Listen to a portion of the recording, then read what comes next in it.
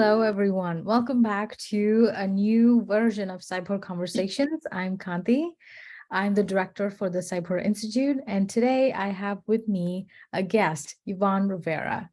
Yvonne is the CEO, CISO, and the co-founder of an organization called CyberMyte. And here's her bio, which I find absolutely fascinating, and it's absolutely wonderful.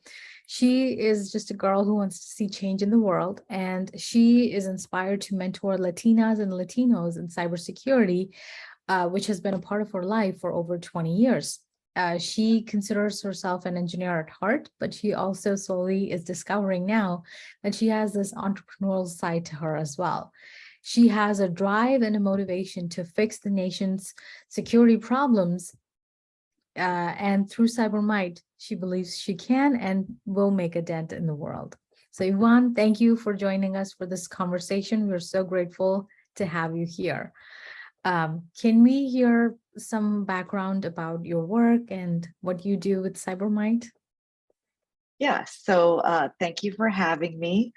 Glad to be part of this program that CyberHER is holding to get girls into cybersecurity. That's obviously one of my biggest passions. So, you know, basically I started CyberMyte 2018 after spending many years in the government and seeing that I kept having to solve the same problems over and over with relations to cybersecurity. So, some people approached me and was like, you should just start a business. And then, with that, you can solve the problem all the time using your business. And I was like, oh gosh, that sounds so hard. Never really saw myself as a business owner. But I was always, I always had a lot of fun building cybersecurity programs and things like that. So I knew like that part of the job I would love. So I started CyberMyte in 2018, and initially it was a consulting company to go out there and do consulting work for under federal contracts and help the government secure their applications or websites or whatever platforms they had. And then only maybe a month or two into owning CyberMyte, we decided, why don't we just build a cloud? And this cloud would be, secured from the ground up, because I've been securing infrastructure since I was 17 years old. And I was like, we can build a cloud, and these federal contractors, these small businesses specifically that want to provide a cool tool to the government, could just put their product in our cloud, and we would really just kind of secure it for them. They would inherit our security, and then we would kind of help them out on their product. And that's turned out to be pretty successful and pretty needed, for a lot of these small businesses. And we do it, using a lot of open source products, which is also my favorite part. And that allows us to provide it at a low cost. So we're essentially just trying to secure these small businesses that want to go into the federal government that potentially host information that we don't want those bad actors to have access to. So we feel like we're kind of helping our nation while also helping these small businesses thrive. So yeah, that's just a little bit about CyberMyte. As far as the CISO side of it, it's a lot of tracking, a lot of continuous monitoring of our infrastructure and our customers' infrastructure, putting a lot of automation in place, but also making sure that that automation is secured, and that we have basically security around those pipelines where we have all that automation going, because obviously that's a nice little entry point for our bad guys. But yeah, it's a lot of convincing our customers that we're secured by providing them reports, dashboards, all the executive level type things that they want to see to get that warm and fuzzy. Awesome. That is so great to hear. I mean, I have multiple questions following what you Sure. just said.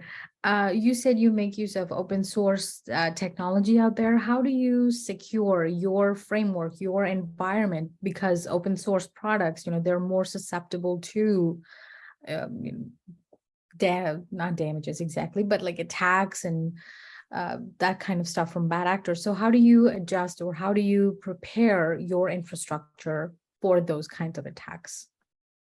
Yeah, so I kind of see it that with an open source product, I have a more intimate view of the software. So I can look inside it, I can do assessments against it, and um, verify it against known bad actors and what they would potentially be doing to that product. So before it's brought into our environment, we do the assessments against it inside of our automated pipeline.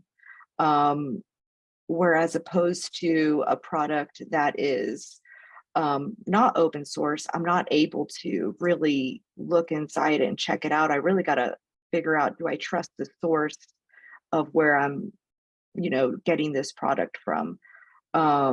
Even our vendors that, our licensed vendors, they typically direct us to some sort of website where they say, go ahead and download this software and then just put the license key in there.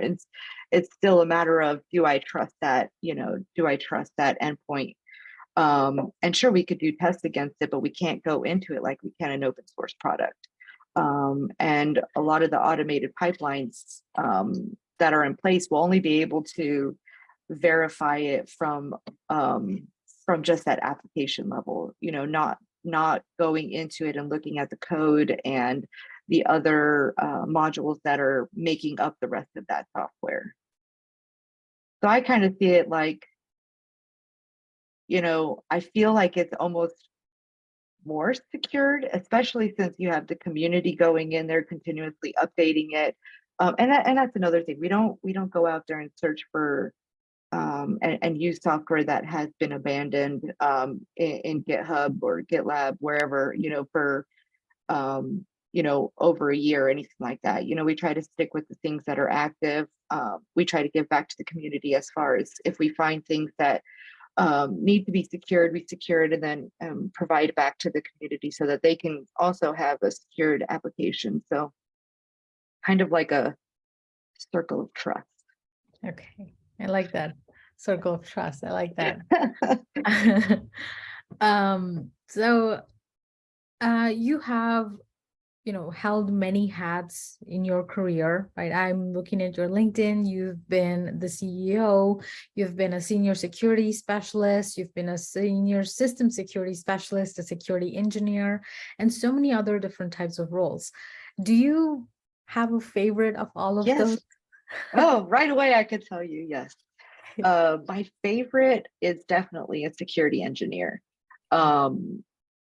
Or I guess it really depends who you're asking. I like to do the architect and engineering side. So I love to go into the design concept meetings and say, kind of listen in, hey, what is the idea for this new product or this new infrastructure? And then, I kind of chime in and say, something simple like, don't forget the firewall right there, or, things like that, just kind of looking at it from, the outside in, the bad actor coming in, giving them that extra vision as they're putting together their concept. I really feel like if we as a whole were better at that, then by default, so many things that we, are using on the day to day would just be that much more secured. And it could be so helpful. I feel like a lot of the products that we use to secure, um, whatever it is, an infrastructure, a piece of software, or whatever, don't have to be a hindrance, but they could enable certain, the application or whatever it is that you're trying to make. So um, yeah, that is by far one of my favorite things to do. So it's not because I'm bossy or anything. It's more just like I just like to give them a different perspective. Like it's not just about how fast something goes or how easy it is to get in and how easy it is to download or add or whatever it is they're trying to do. It's also about, making sure that your customer feels confident in, the back end of things too. So yeah, that's by far my favorite part. Awesome. I really like how you just said yes right away. Um, you have a diverse educational background. So you have degrees in psychology, information technology, information security. How do you feel like these roles have, helped you in your work in cybersecurity? Do you feel that they've affected you in any way, helped you? Um, well, considering you're from a school, a university, I guess I should be careful how I answer the question. I'm just kidding. Um, so the degree in psychology, that was because when I was younger, I wanted to be a social worker. Um, I don't know if that's helped me at all. That was more like, that's something I wanted to do, then I changed my mind. Um, the degrees that I have in information technology, I think I was very lucky in life because, I joined the military when I was 17, and right off the bat, I went through schools to be in IT. And those are what really helped me. They were very intense, very long, and then I got to work right away in my job. And I think though the experience and the environments I was put in at a very young age to learn this stuff really kind of advanced me in this career field. So um as far as like my degrees in IT, I think that they did help me with my certifications, which working for the federal government, those are required. They helped me study, they helped me learn concepts, because sometimes when you're kind of learning as you go, you know that you have to do something, but you don't always know why. Um, so yeah, having a bit of having the training in or the education and kind of like the concepts and things like that. Also, I got to work with teams and I got to kind of see where everyone was at and in their journey through IT. And I didn't get that college experience like a lot of these, the college straight out of high school get. So that was kind of my college experience. So yeah, I think that definitely doing the work helped me the most. But it didn't hurt to have a degree, especially if you go work for the federal government. The more degrees you have, the higher you can rank up. So financially, um, they're more capable of promoting you if you have the degrees. Because a lot of times they have to kind of balance it out, saying, okay, well, this person has a degree and this much experience. This person only has experience, when they use that to kind of determine pay rates and stuff like that.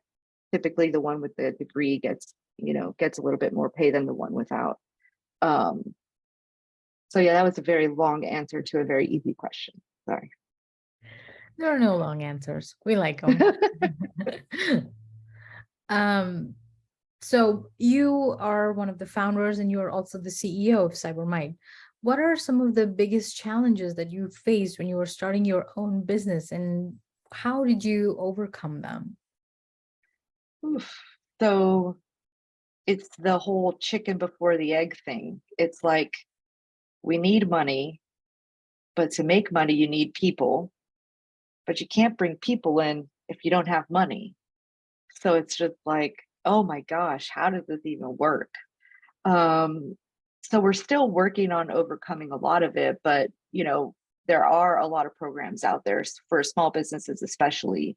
And because of my veteran background, I do leverage the Skill Bridge program a lot, which is a really cool program for veterans who are getting ready to leave the military, and they kind of like help them bridge between military and civilian life. And that allows me to bring them in almost kind of like a intern type thing.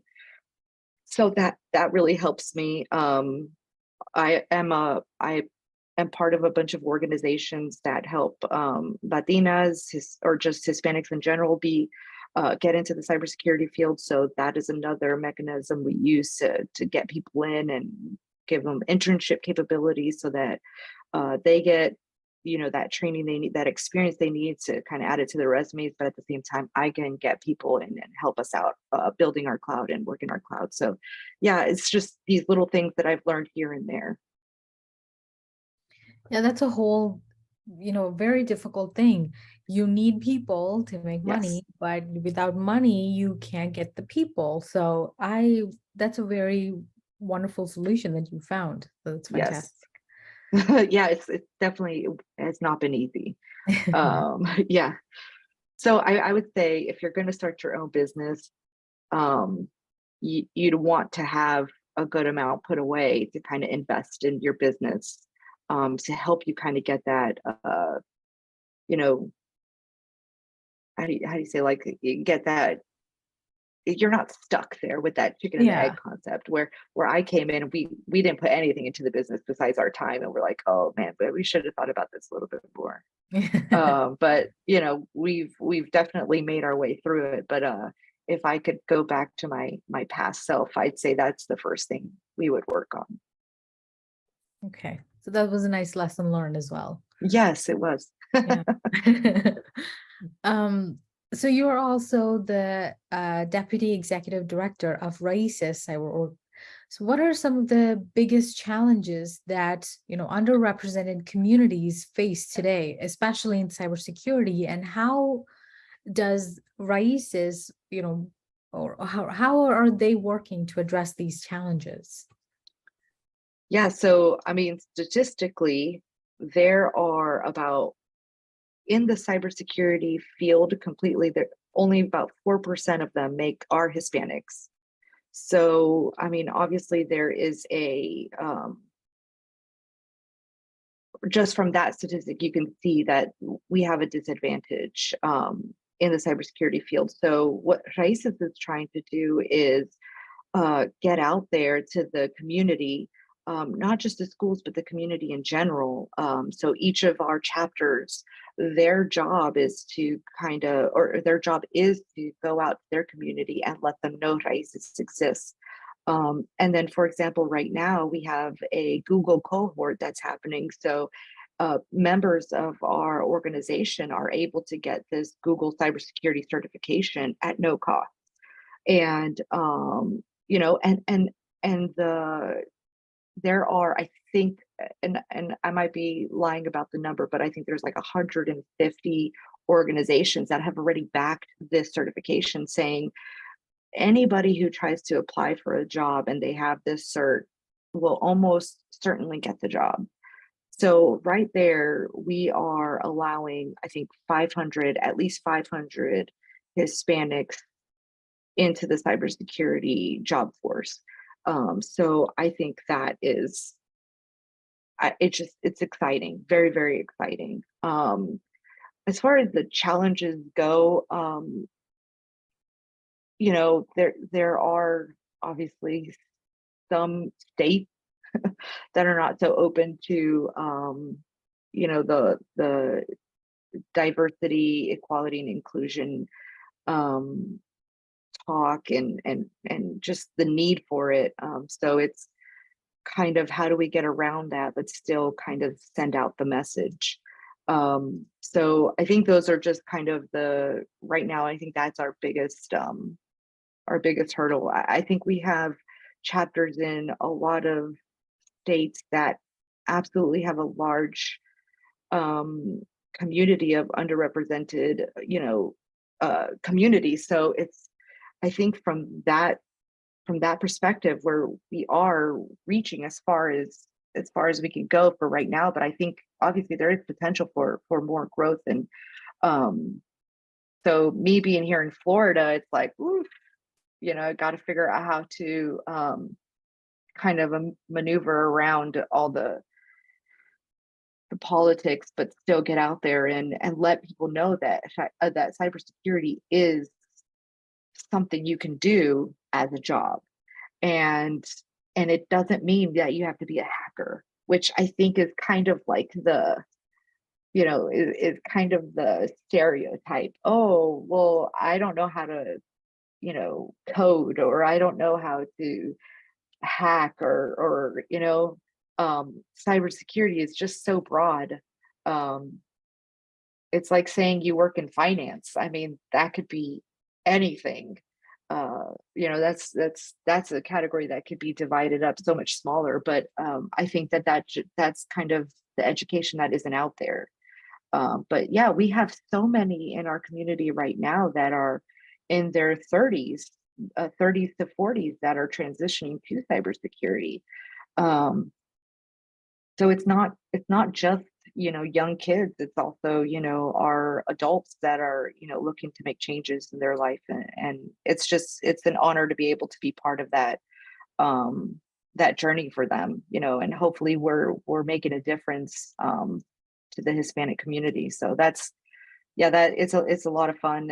It's hard work juggling all the things. So but we do it. I love that. And it's so true about the stereotype. You tell somebody that you're in cyber and they ask, "Oh, can you hack?" I'm like, Yeah. no, no, I can't. I don't have the skill set for it, but I can do other stuff if you're interested Yes. in learning about it. Right. So I think that's wonderful. There's so many stereotypes about the field that are not true. Right. So it's And educating. It's just getting it out there, telling people cybersecurity doesn't mean hacker. I mean, that's just one, nugget of cybersecurity. There's just so many other things that are involved in there. So so what does your day look like? You have so many roles, right? So what does your day look like at work? oh, just at work, not in the morning where I have to get my 4 kids out of the house and to school. So once I get to work, I use a task manager, because if not, I would lose my mind. So I basically check my emails for all the people that respond to me, tell me, hey, we have opportunities for CyberMyte, lots of spam. So, the main thing I do at the beginning of my day is check the health of our company. There are a lot of requirements to owning a business. You have to maintain the corporation through taxes, through your state, through your county, through your city, um, sales taxes. I mean, there's just so many things that you have to do. There's a lot of websites that you have to keep your credentials active, because so it's like I literally have those in my task manager. Okay, don't forget to log into this one every 30 days. This password every 30 days. And then the next thing we do is it's not so much on the CEO side, but kind of back into like our engineering CISO roles, is just checking the health of our cloud, which is I just kind of split the day, try to keep so much percentage of my day in one role and then another role, and then I take another percentage of my day and do my volunteer work. So I just kind of split the day as much as possible. I definitely work through priorities, so I'm very good at being able to look at my list of things to do and saying, oh, that's got to happen first, and then just kind of work down that list. I'm very task oriented, so just give me a checklist and I'm literally like check, check, check, check, check, check, check, and then my day is done. But as a CEO, your day is literally never done. After I get the kids down to bed about 8:30 p.m., I'm right back on my computer, just kind of keeping it all going through policies and procedures to maintain our ISO compliance, sending out emails to employees to make sure that they do their stuff.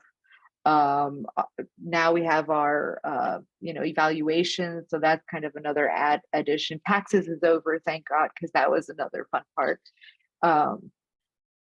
Yeah, so it's keeping employees happy, keeping the system happy, keeping our processes happy, and keeping the kids happy somewhere in there. So So you were in the military, right? Yes. You were in there. So with your background in technology roles, both within, the military and even civilian organizations, you have a unique perspective on the differences between the two worlds. So what do you think are some of the key differences between working in tech roles in the military versus working in similar roles in civilian organizations? What are some of the biggest differences that you've observed in your career? Um, I think that in the military, everything is about time. So, nothing takes a day. Everything has to take minutes or an hour, at least in the field and in the location I was in, everything is very quick.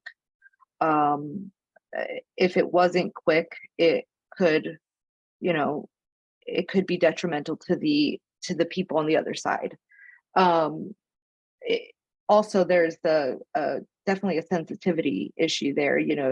Making sure information is protected at all costs. In the civilian side, it's man, it's that was a culture shock. It's Everything takes forever.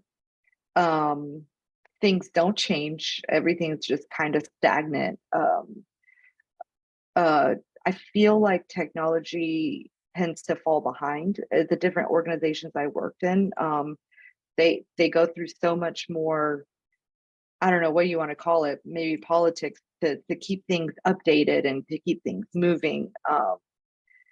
And I think it's a bit more cutthroat. So, oh, sorry, my dog scared me. So it's more, so it's more, it's, it's, I don't know how to say this, but in the government, in the military, it was more like, let's get the mission done and everybody kind of works together. And the civilian side is which civilian can do it fastest and, to get it done, even if it isn't to the best, like whoever's going to do it, get it done, that kind of thing. But yeah, I would definitely say there's differences there. Uh, it was definitely difficult to make that transition. I was like, what's happening? People tell me today, they say Yvonne 8 hour is like a normal person's like 4 days.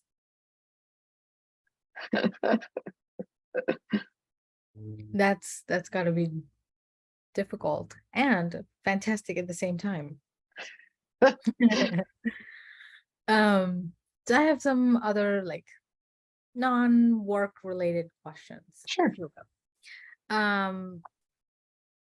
This is nothing work related at all, actually. What's the Okay. coolest thing that you've ever done so far? Oh my God, ever? Coolest thing I've ever done, ever. I mean, the first thing that comes to my mind is when I turned 19, I visited 5 countries on my birthday. All on the same day? All on the same day, yeah. Oh my gosh. It was army voluntold, but still it was kind of cool. It was on my birthday, so I mean it was kind of like a birthday present.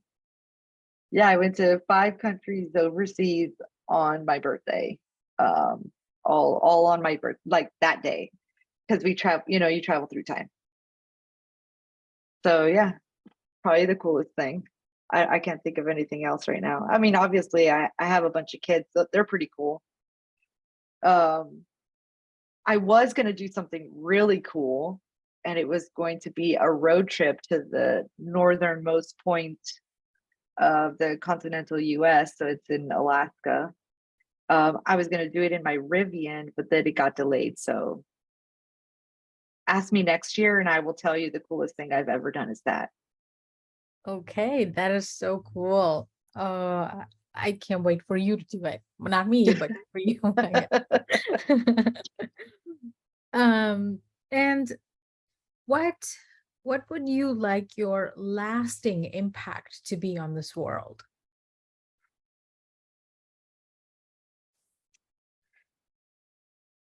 So my lasting impact in this world, that's, that's a hard question. I think that initially I would love to see my kids be successful in life, not just financially, but, mentally as well, just knowing that I raised them to the point where they could be happy.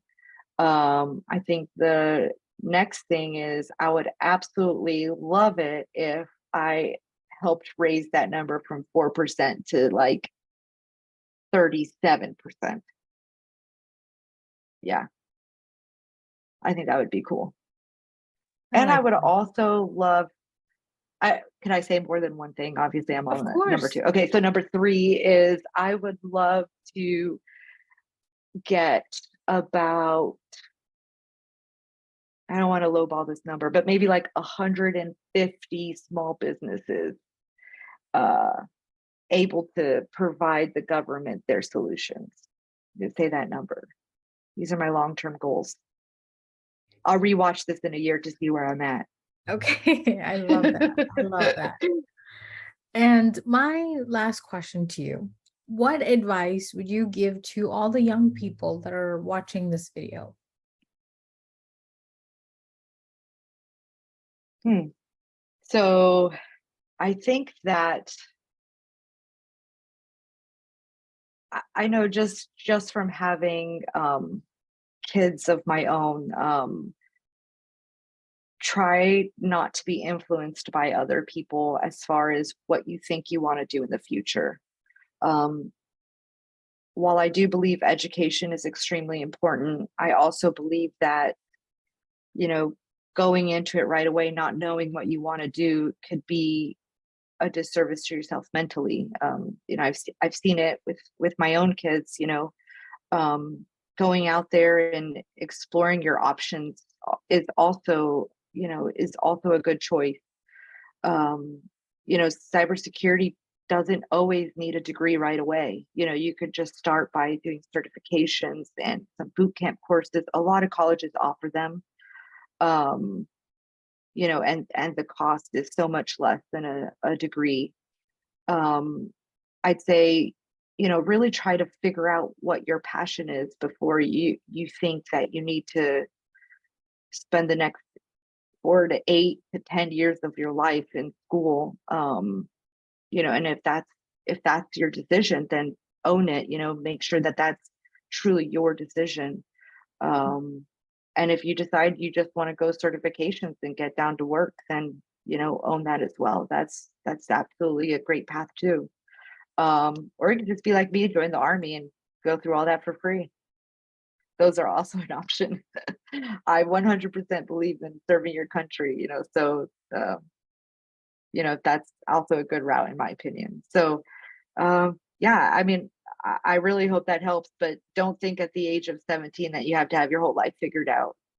Um, Guaranteed that 90% of the adults that are around you did not figure out their lives at the age of 17. So, or 18 or 19.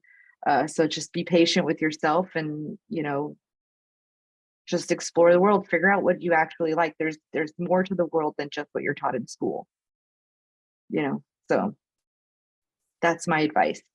Yeah, I really truly believe that there's a lot more to life and to other stuff than you're taught in school. I mean, some of the basic things that we need to know as adults, we're not taught in school. We don't know how to do taxes. We don't know how to, properly manage your finances or other stuff. So, this is one absolutely wonderful advice. Yeah. Yes, it's funny because in school they're not like, um yeah, you can grow up to be a garbage man. They don't talk about that. I think you're really kind of pigeonholed into specific um jobs, and there are so many other opportunities out there. um and it's just a matter of you being able to go out there and find out what they are. And I know there's so many programs out there that help you find that vision. So it's just a matter of, instead of focusing on, um, what am I going to do next? It's, what is it that I really love? What is it that I want to do for the rest of my life? Oh, and you don't have to do that for the rest of your life. That's another piece of advice.